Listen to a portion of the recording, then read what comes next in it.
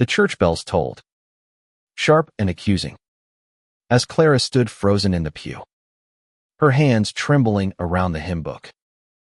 She could feel the eyes of the congregation boring into her, their whispers like knives slicing through the humid Georgia air. Her son, Ethan, sat beside her, his head bowed, hiding the secret she'd sworn to protect at any cost. For years, Clara had played the part spitting venom at sinners, nodding along to Pastor Reynolds' sermons about fire and brimstone, all to shield Ethan from the truth she knew would destroy them both in this town. Blackwater, Georgia, was a place where love was a battlefield, and the church was its general. But today, the mask she'd worn for 16 years was cracking, and the weight of her lies threatened to bury her. Clara had grown up in Blackwater, a speck of a town where everyone knew your name and your sins. The First Light Baptist Church was the heart of it all, its steeple piercing the sky like a judgmental finger. She'd married young, to Tom, a man whose faith was as rigid as the oak pews they sat in every Sunday. When Tom died in a car accident, leaving her to raise Ethan alone, the church became her lifeline. It fed them, clothed them, gave them purpose, but it came with a price. Conformity. Absolute, unwavering devotion to its rules. Ethan was 8 when Clara first noticed he was different. He'd come home from school, eyes red from crying, clutching a drawing of 2 princes holding hands. "Why can't they be together, Mama?" he'd asked, voice small. Clara's heart had seized. She'd wanted to scoop him up, tell him love was love. But the church's teachings echoed in her mind. Homosexuality is a sin, a choice, a path to damnation. She'd torn the drawing in half, her hands shaking, and told him to never draw such things again. That night, she'd sobbed into her pillow, hating herself. But Blackwater wasn't a place for truth. If the church found out Ethan was gay, they'd cast him out or worse. She'd heard stories of kids sent to conversion camps, beaten, or driven to despair. So Clara made a choice. She'd bury her son's truth, and her own, to keep him safe. She'd become the loudest voice in the room, condemning what she secretly believed was no sin at all. By the time Ethan was 16, Clara's act was flawless. She volunteered at church fundraisers, led prayer groups, and even spoke at community meetings about protecting family values. Each word was a dagger to her heart, but she told herself it was for Ethan. He'd grown quiet over the years, his bright smile fading, replaced by a guarded look that broke her. She knew he was hiding who he was, just as she was hiding who she'd become to protect him. But today, everything was unraveling.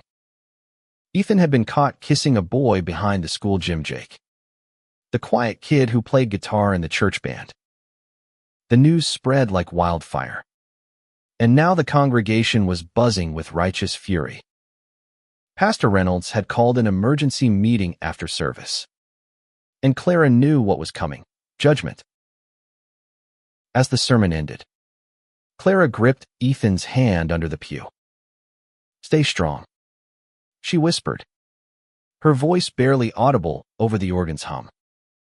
Ethan's eyes met hers, wide with fear but burning with something else: defiance. "Mrs. Harper," Pastor Reynolds called from the pulpit, his voice dripping with false pity. "We need to discuss your son." Clara stood, her legs trembling, and pulled Ethan up with her. The church was a sea of faces, some smug, some pitying, all waiting for her to denounce her own child. She opened her mouth, ready to spew the lies she'd perfected. But something in Ethan's gaze stopped her. He wasn't a little boy anymore. He was a young man, standing tall, ready to face the fire. For the first time in years, Clara felt the weight of her hypocrisy. She'd spent a lifetime hiding. But at what cost? Her son's happiness. Her own soul. "I have something to say," Clara began, her voice shaking but growing steadier with each word. The congregation leaned forward, hungry for her condemnation. But Clara wasn't speaking to them. She was speaking to Ethan, to the boy she'd silenced for too long. "I've lied," she said, her voice echoing in the silent church. "I've lied to you all. And I've lied to my son." Ethan's breath hitched beside her. The truth was a wildfire, and Clara was ready to let it burn. The church fell silent. The kind of silence that presses against your chest, heavy with anticipation. Clara's words hung in the air, raw and jagged, like a confession carved into stone. Ethan's hand tightened in hers, his pulse racing against her palm. But she couldn't look at him, not yet. Pastor Reynolds' face twisted, his usual calm authority cracking. "Clara, this is a house of God. Speak plainly." His voice was sharp, a warning wrapped in piety. Clara's throat burned, but she stepped forward, pulling Ethan with her into the aisle. The congregation's eyes followed, a mix of shock and hunger for scandal. "I've lied about who I am," she said, louder now, her voice finding its strength. "I've stood here, week after week, pretending to hate what I know in my heart is not wrong. I did it to protect my son, but I was wrong. Ethan is gay, and I love him. I've always loved him." A gasp rippled through the pews. Mrs. Carter, the town's gossip queen, clutched her pearls. Mr. Thompson, who ran the hardware store, shook his head in disgust. But Clara didn't care. She turned to Ethan, whose eyes were wide, shimmering with tears. "I'm sorry," she whispered, "just for him. I should have been braver." Ethan's lips trembled, but before he could speak, Pastor Reynolds slammed his hand on the pulpit. "This is blasphemy," he roared. "Clara Harper, you've defiled this sacred space with your words. And you, Ethan," he pointed a trembling finger at the boy, "you've chosen a path of sin." Ethan flinched, but Clara stepped in front of him, her fear giving way to fury. "No," she said, her voice steady now. "You don't get to decide what's sin. You don't get to tear my son apart to feel righteous." The congregation erupted into murmurs, some shouting in agreement with the pastor, others whispering in confusion. Clara felt the walls of the church closing in, but she stood taller. She'd spent years bending to their judgment, but no more. "Let's go," she said to Ethan, tugging him toward the door. But before they could move, Jake stood up from the back pew, his guitar case clutched in his hands. His face was pale, but his voice was clear. "I'm with Ethan," he said, stepping into the aisle. "And I'm not ashamed." The room exploded. Parents shouted. Kids whispered. And Pastor Reynolds called for order. But Clara saw only Ethan's face, his fear melting into something softer. Something like hope. Jake walked toward them, his steps deliberate, and took Ethan's other hand. The three of them stood there, a fragile triangle against a storm of judgment. Outside, The Georgia sun was setting, painting the sky in shades of fire. Clara led Ethan and Jake to the parking lot, her heart pounding. She didn't know where they'd go or what they'd do. But for the first time, she felt free. As they reached her old pickup truck, Ethan stopped. "Why now, Mama?" he asked, his voice barely above a whisper. "Why'd you do it?" Clara's chest ached. "Because I couldn't let you face this alone anymore.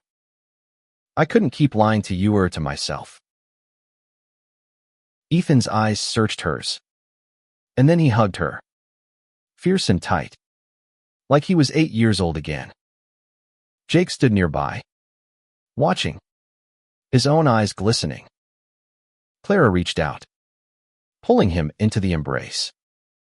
"Your family now," she said, her voice breaking. But Blackwater wasn't done with them.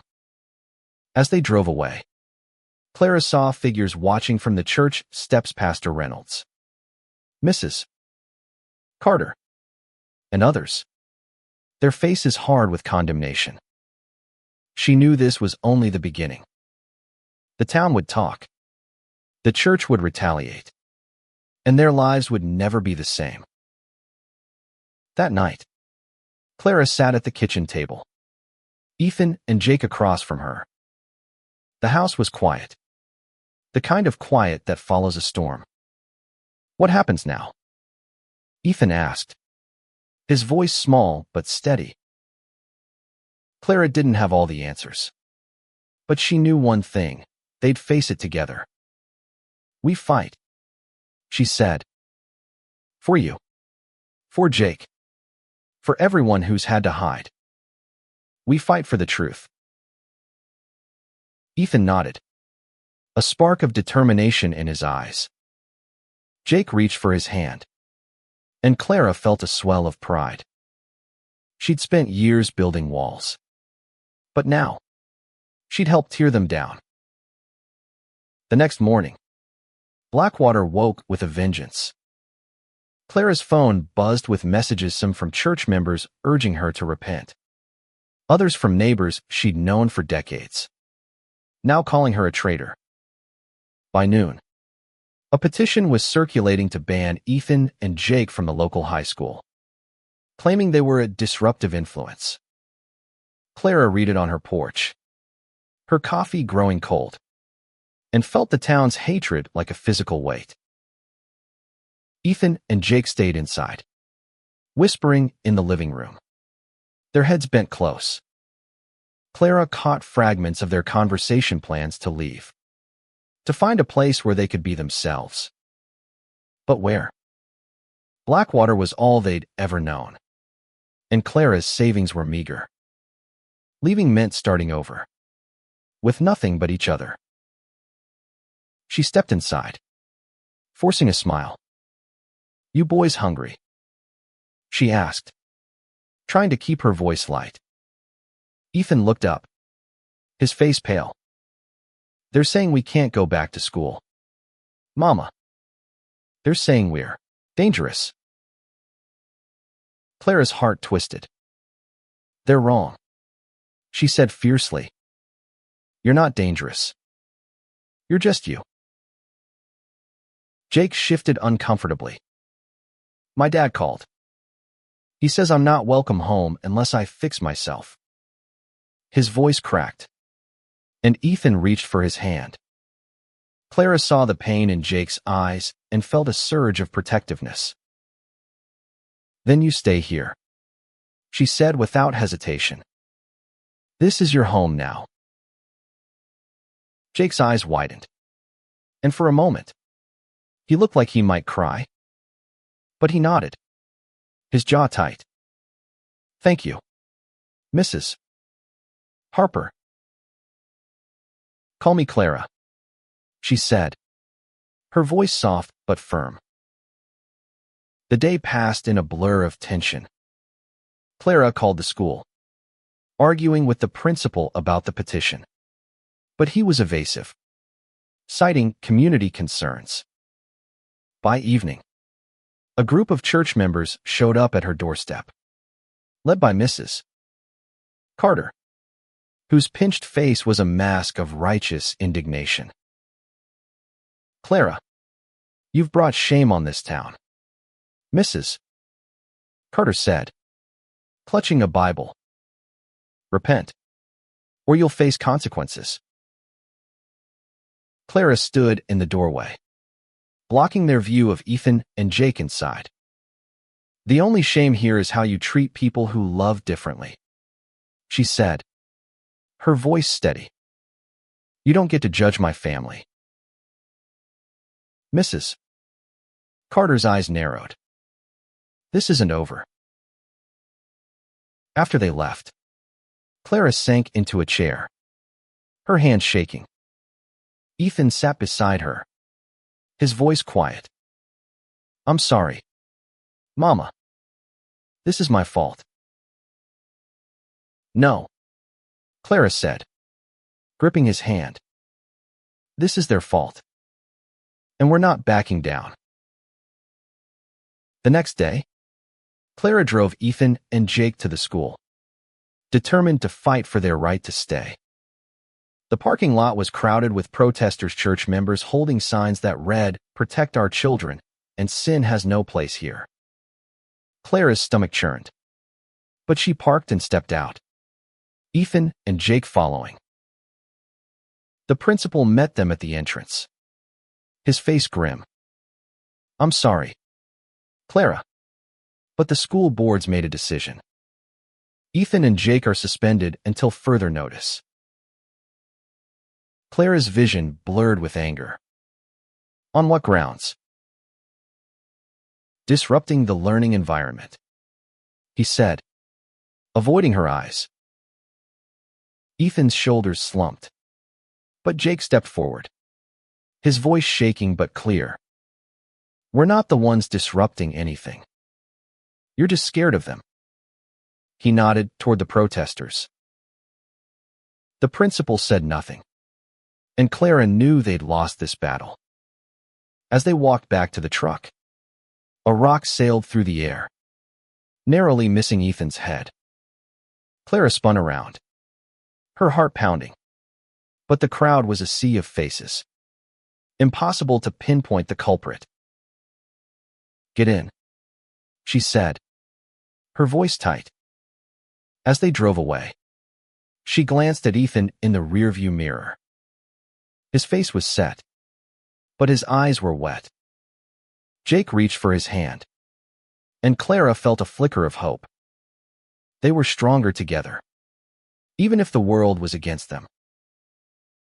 That night, Clara made a decision. Blackwater wasn't safe anymore, but running wasn't the answer either. They'd fight not just for Ethan and Jake, but for everyone trapped by the town's hatred. She didn't know how, but she'd find a way. Clara barely slept, her mind racing with plans and fears. By dawn, she'd decided to take the fight to the town itself.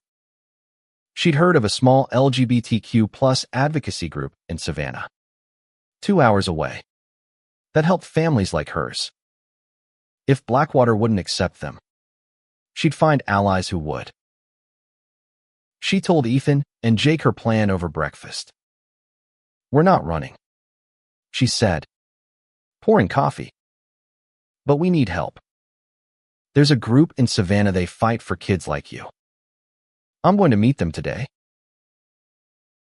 Ethan frowned, his fork pausing midair. What if it doesn't work? What if they come after us harder? Clara reached across the table, squeezing his hand. "Then we keep fighting. But we can't do it alone." Jake nodded, his eyes bright with determination. "I'm in. Whatever it takes." The drive to Savannah was quiet, the Georgia countryside blurring past in shades of green and gold. Clara's hands gripped the wheel, her mind replaying the church confrontation. She'd spent years bowing to fear. But now, Every mile felt like a step toward redemption. In Savannah, she found the advocacy group's office in a small, colorful building downtown. The woman who greeted her, Maria, had warm eyes and a no-nonsense demeanor. "You're not the first to come from a town like Blackwater," Maria said, offering Clara a chair. "And you won't be the last." Clara poured out her story, her years of lies, Ethan's pain, the church's cruelty. Maria listened, nodding, her face a mix of empathy and resolve. "You've got options," she said when Clara finished. "We can connect you with legal aid to fight the school suspension. We can also help you organize, maybe start a support group in Blackwater. It won't be easy, but change never is." Clara felt a spark of hope. What about Ethan and Jake? They need a safe place to learn, to be themselves. Maria smiled. "We've got connections with schools that are affirming, and we can help with scholarships if you need to relocate." When Clara returned home, she found Ethan and Jake in the backyard, strumming guitars under the oak tree. The sight warmed her heart, but it also steeled her resolve. They deserved more than stolen moments of peace. She told them about Maria and the advocacy group. Ethan's eyes lit up, but Jake looked wary. "What if the town fights back?" he asked. "My dad is talking about sending me to one of those camps." Clara's blood ran cold. She'd heard of conversion camps, places that promised to fix kids like Ethan and Jake, often through cruelty disguised as therapy. "He'll have to go through me first," she said, her voice fierce. That evening, Clara called a lawyer Maria recommended, who agreed to take on the school suspension case pro bono. It was a small victory, but it felt like a crack in Blackwater's armor. The next day, Clara found a flyer taped to her door, a church announcement for a community cleansing prayer vigil, targeting sinful influences in town. Her name was listed, alongside Ethan's and Jake's. Clara's hands shook as she crumpled the flyer, but she didn't cry. Instead, she taped it to the fridge, a reminder of what they were up against. "We need to talk to people," she told Ethan and Jake. "Not everyone in this town is against us. We just need to find them." They started small, reaching out to old friends, neighbors who'd stayed silent during the church confrontation. Most hung up or slammed doors, but a few listened. Mrs. Larson, the librarian, invited them in for tea and whispered that her niece was gay, living in Atlanta now. Mr. Evans, who ran the diner, admitted he'd never agreed with the church's stance but was too scared to speak up. Clara felt a fragile network forming, a thread of hope in a town suffocated by fear. But as the prayer vigil loomed, she knew the real battle was coming. Blackwater's heart was hard, but Clara's was harder. She'd fight for her son, for Jake, for every kid who'd ever had to hide. The prayer vigil came like a storm, dark and inevitable. Blackwater's town square was packed, the church's cross glowing under floodlights as Pastor Reynolds led the crowd in fervent prayer. Clara watched from her porch, Ethan and Jake beside her, their faces pale but resolute. The chants carried on the wind, "Cleanse our town." Each word a stab to Clara's heart. She'd spent the week building their small coalition. Mrs. Larson had offered the library as a meeting place for a support group, and Mr. Evans promised free coffee for anyone who showed up. But it wasn't enough, not yet. The vigil was proof of how deep the town's hatred ran. "We can't just sit here," Ethan said, his voice tight. They're talking about us like we're monsters. Clara nodded. Her jaw set. Then we show them we're not. She'd spoken with Miah again, who suggested a counter-event at gathering to show Blackwater that love wasn't a sin. Clara had hesitated, fearing more violence. But Ethan's determination pushed her forward. I'm tired of hiding. Mama, he'd said. Let's do this. They planned a vigil of their own. A quiet one. In the park across from the church. Miah drove down from Savannah with a few activists, bringing rainbow flags and signs that read, "Love is love."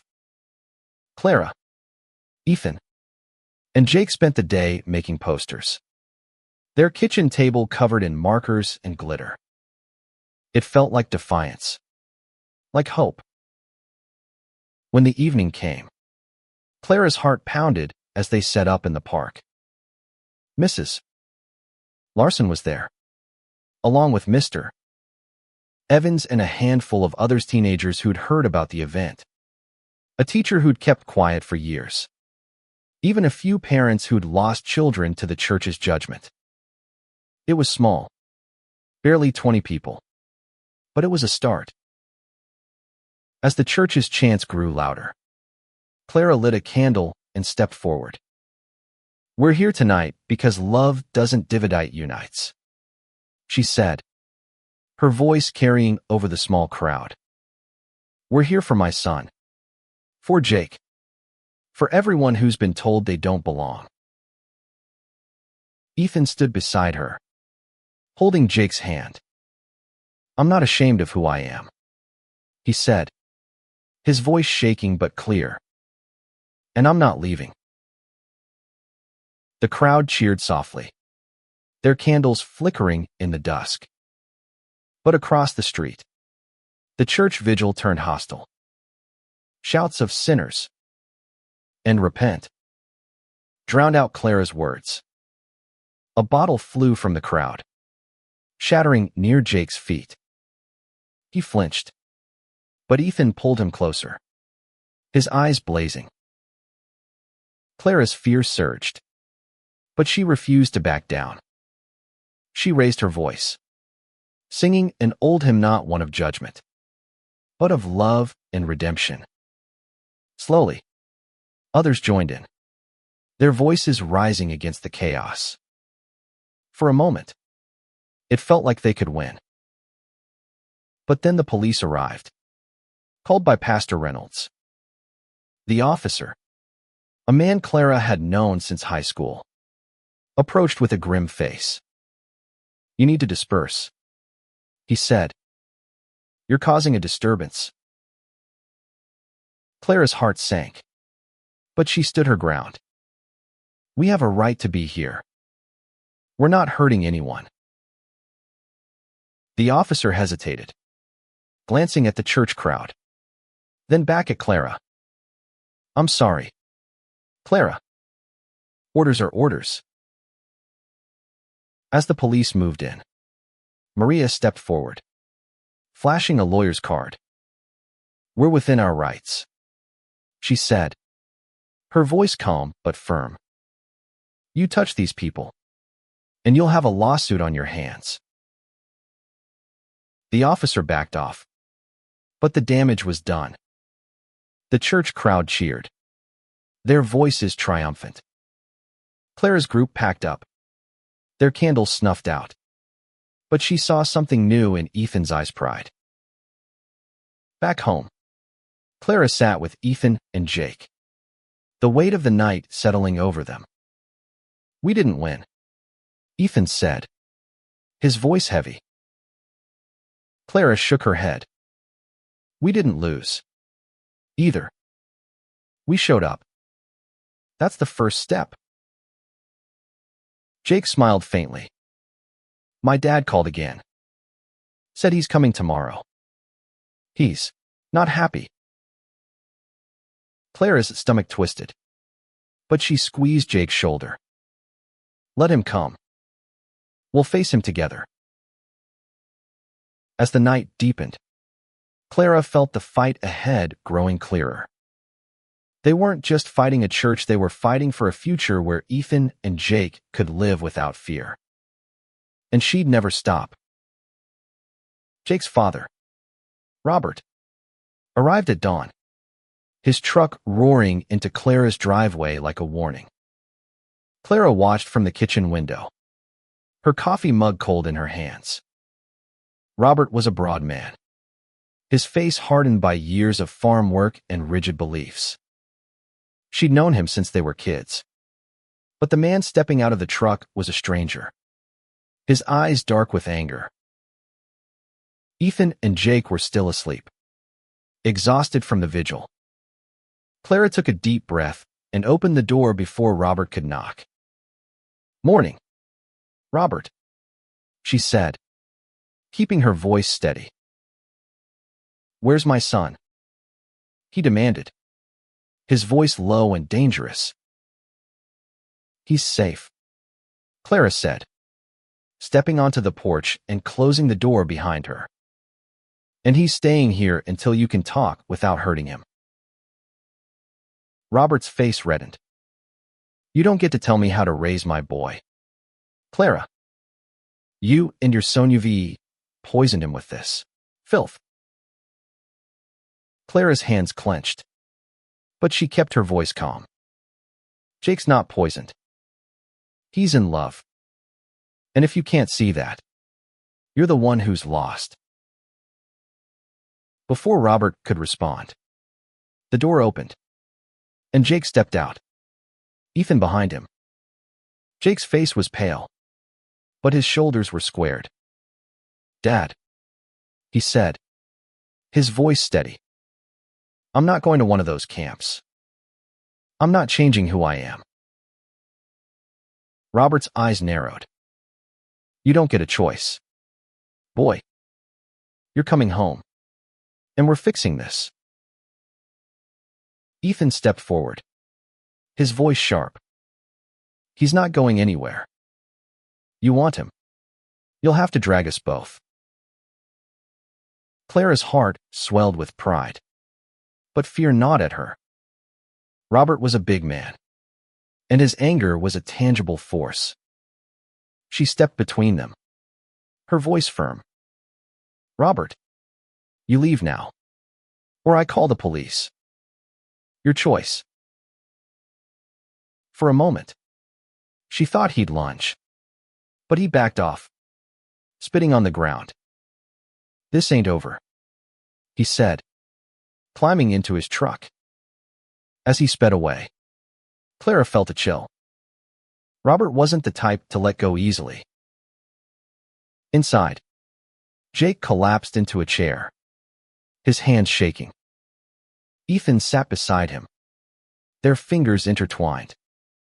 "He'll come back," Jake whispered. Clara nodded. "And we'll be ready." She called Miah, who connected her with a social worker experienced in protecting kids from conversion therapy. The social worker, Lena, arrived that afternoon, her calm presence a balm to the tension in the house. "Jake, you're over 16, Lena said. "In Georgia, you have some rights. If you don't want to go with your father, we can help you file for emancipation." Jake's eyes widened. "What about my mom? She's not like him." Lena nodded.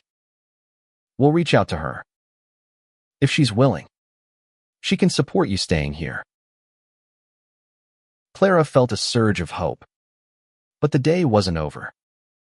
That evening, a brick crashed through the living room window, glass shattering across the floor.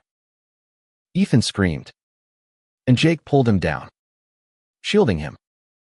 Clara ran to the window, but the street was empty, the culprit gone. Taped to the brick was a note, "Sinners will burn." Clara's hands shook as she showed it to Lena, who called the police. The same officer from the vigil arrived, his face apologetic. We'll file a report, he said. But without witnesses, there's not much we can do. After he left, Clara sat with Ethan and Jake, her resolve hardening. We're not leaving, she said. This is our home, and they don't get to scare us out. Ethan nodded, his eyes fierce. We need to keep fighting, Mama. For us. For everyone. Jake looked at her, his voice quiet. You really think we can change this town? Clara smiled, though her heart was heavy. Maybe not the whole town, but even 1%, that's enough. That night, they boarded up the window, but Clara couldn't sleep. She sat at the kitchen table, planning their next move. The support group was meeting tomorrow at the library, and Miah was bringing more activists. Blackwater was a battlefield, but Clara was ready to fight for her son, for Jake, and for the truth she'd buried too long. The library meeting felt like a rebellion. Mrs. Larson had rearranged the reading room, setting up chairs in a circle, a small table with coffee and cookies in the center. Clara, Ethan, and Jake arrived early, their nerves raw after the brick incident. Miah was there with 2 activists from Savannah, both young and fierce, their rainbow pins glinting under the fluorescent lights. By the time the meeting started, 12 people had shown up, a mix of teens, parents, and a few older folks who'd stayed silent for too long. Clara recognized some faces, a girl who'd been in Ethan's class, a widower who'd lost his son to suicide years ago, a teacher who'd quietly supported Jake's music. It was small, but it was real. Clara stood, her voice trembling at first. Thank you for coming, she said. I know it's not easy. I spent years lying to protect my son, pretending to hate what I knew was right. I'm done with that. This group is for anyone who's tired of hiding, who wants to make Blackwater a place where love isn't a crime. The room was quiet, but the air felt alive with possibility. Ethan spoke next, his voice steady. I'm gay, he said, his chin high. And I'm not ashamed. I just want to live without fear. Jake squeezed his hand, then added, Me too. I don't want to run. I want to stay and fight. One by one, others shared their story. A mother whose daughter had left town, a teen who'd been bullied for years, a man who'd hidden his truth since the 80s. Clara listened, her heart breaking and healing with each word. They weren't alone. Miah outlined a plan, legal action against the school, a petition for inclusive policies, and more public events to show Blackwater's other side. Change starts small, she said, but it grows. As the meeting ended, Clara felt a spark of hope, but it was short-lived. That night, Pastor Reynolds held a town hall, rallying the church against moral decay. Clara watched the live stream on her phone, her stomach churning as he named her, Ethan, and Jake, calling them a threat to our values. The crowd cheered, and Clara felt the weight of their hatred. The next day, Jake's mother, Ellen, called. She'd been silent since Robert's visit, but now her voice was urgent. I want Jake to stay with you, she said. Robert's out of control. He's talking about taking Jake by force. Clara's blood ran cold. We'll protect him, she promised. She told Lena, who filed an emergency restraining order against Robert. But Clara knew a piece of paper wouldn't stop him. She installed a security camera and kept a bat by the door, her nerves fraying with each passing hour. Ethan and Jake stayed close, their bond a quiet strength. They spent evenings writing songs, their music a defiance against the town's noise. Clara listened from the kitchen, her heart swelling. She'd failed them for years, but now she'd fight with everything she had. The school case moved forward, with the lawyer pushing for a hearing. Maria's group helped spread the word. And soon, messages of support trickled in from outside Blackwater activists, allies, even a few churches who believed love was universal. Clara clung to these, small lifelines in a sea of hate. But the town wasn't done. A week later, Clara woke to find her truck's tires slashed, a slur spray painted across the hood. Ethan and Jake stared at it, their faces pale. Clara wanted to scream, to cry, but instead, she grabbed a sponge. "We're cleaning this up," she said, "and then we're going to that hearing." The school board hearing was packed, the air thick with tension. Clara stood before the board, Ethan and Jake beside her, and spoke from her heart. "My son and Jake deserve to learn without fear. You can't punish them for who they love." The room was divided. Some clapped, others jeered. But Clara saw a few board members' faces soften, and for the first time, she felt they might win. The school board's decision came a week later. Ethan and Jake could return, but under strict conditions: separate classes, no public displays of affection. It wasn't a full victory, but it was a crack in the wall. Clara hugged Ethan and Jake, tears streaming down her face.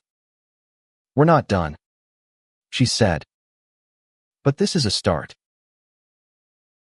Blackwater didn't change overnight. The church held more vigils, and Robert violated the restraining order twice, though the police finally arrested him after he tried to break into Clara's house. Ellen, Jake's mother, left him, moving to Savannah and offering Jake a new home if he wanted it. But Jake chose to stay with Clara and Ethan, his family now. The support group grew, meeting weekly at the library. Mrs. Larson became a fierce advocate, smuggling books on queer history into the stacks. Mr. Evans started hosting safe nights at the diner, where kids could gather without fear. Slowly, others joined: parents, teens, even a few church members who'd begun to question Pastor Reynolds' fire. Clara found herself at the center of it all, a reluctant leader. She spoke at rallies in Savannah, her voice growing stronger with each word. Ethan and Jake performed their songs at one, their music raw and beautiful, a testament to their love. The crowd cheered, and Clara saw Ethan really smile for the first time in years. But the cost was heavy. Clara lost friends, her job at the local bakery, and the sense of belonging she'd once craved. Some nights, she'd sit alone, wondering if she'd done enough. But then she'd see Ethan and Jake laughing in the backyard, or read a letter from a kid who'd found hope in their fight, and she'd know it was worth it. One evening, as summer faded into fall, Clara, Ethan, and Jake sat on the porch, watching the sunset. The town was quieter now, the church's grip loosening as more voices rose against it. Clara held a letter from Maria Grant to start a youth center in Blackwater, a safe space for kids like Ethan and Jake. "We did this," Ethan said, his voice soft but proud. Clara shook her head. "You did this. You and Jake." I just Caught up.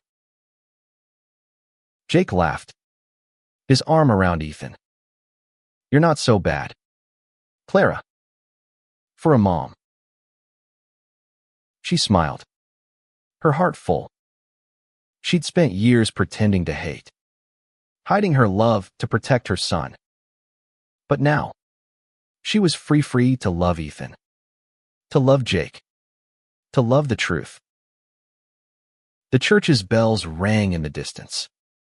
Softer now, less accusing. Blackwater was changing, one heart at a time. Clara knew the fight wasn't over, but she also knew they'd never stop. They'd build a world where love didn't need to hide, where Ethan and Jake could hold hands under the Georgia sun, unafraid.